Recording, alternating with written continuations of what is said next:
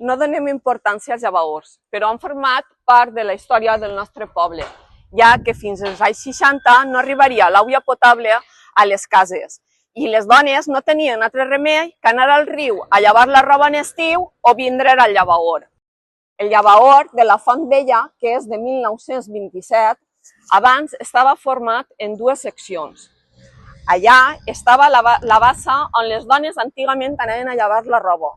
I així estava el llavaor dels malalts, que estava dividit en cossis que eren recipients de ceràmica on cada malaltia es llevava en un recipient diferent. Aquesta aigua desembocava en el barranc de Caputxins. Després anaren fent-se millores en l'embeurador per a que els animals begueren l'aigua neta i anaren fent-se millores per a que les dones pogueren llevar millor la roba. I la bassa que van utilitzar les dones per a llevar la roba i els embogadors per a banyar la boga i que tantes voltes va servir de piscina per a que es banyaren els xiquets del carrer, anar desapareguent. Però cal recordar també que un xiquet es va ofegar en la bassa. Ma tia Maria em contà un poc el dia al dia del llavaor.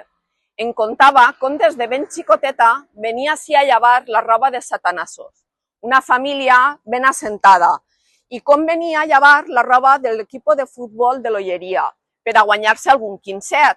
I em diu ma tia, pronter a llevar, i el sabó casero, i en compte de que l'espavilada del costat, quan t'acabe, no te'l furte.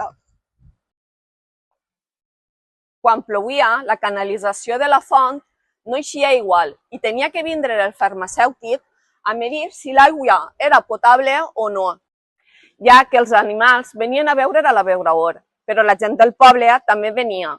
I els treballadors de la fàbrica de vidre del Tercio i la fàbrica de cadires Santa Llucia també venien a plenar les botigues ací a la font.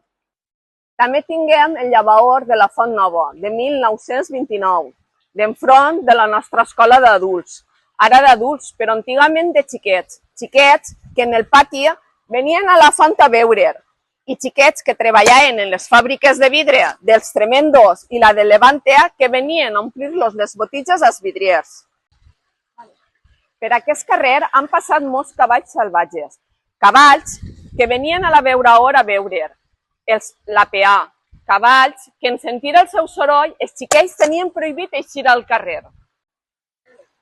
Ma mare recorda que havies de posar l'aigua dels nadons i la de les nostres dies en el poal a remulla i mentre anaves fregant i fregant. I quan t'acabaves, agarraves el poal de l'aigua bruta i te n'anaves al final al tirar l'aigua, perquè a la que no ho feia li s'armava un guirigall que paquea. De que la lejía que gastaven era cendra i de que a part de vindre al llavaor a fer faena era un punt d'encontre, on les dones xerraven i xafardejaven. L'aigua dels llavaors es buidava un dia a la setmana per a poder netejar el solatge de baix. En el terreny de Sacaresos desaguava part d'aquesta brutícia, formant una bassa. En aquesta bassa va caure ma tia Amparo i es va ofegar. M'agradaria que els records de ma mare, de ma tia i de tantes dones no quedaren en l'olvid, perquè amb aquests records i les vivències pensem les coses que tinguem avui d'una altra manera.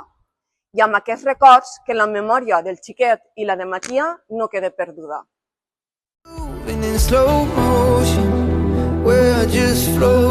Per avui no donem importància al llavaor, però han format part de la nostra història.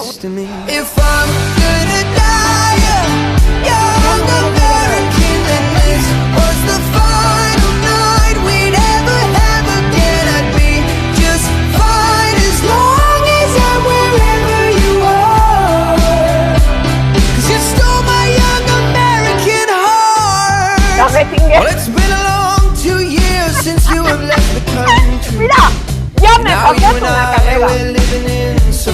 Això de llamar y llamar, no pot ser.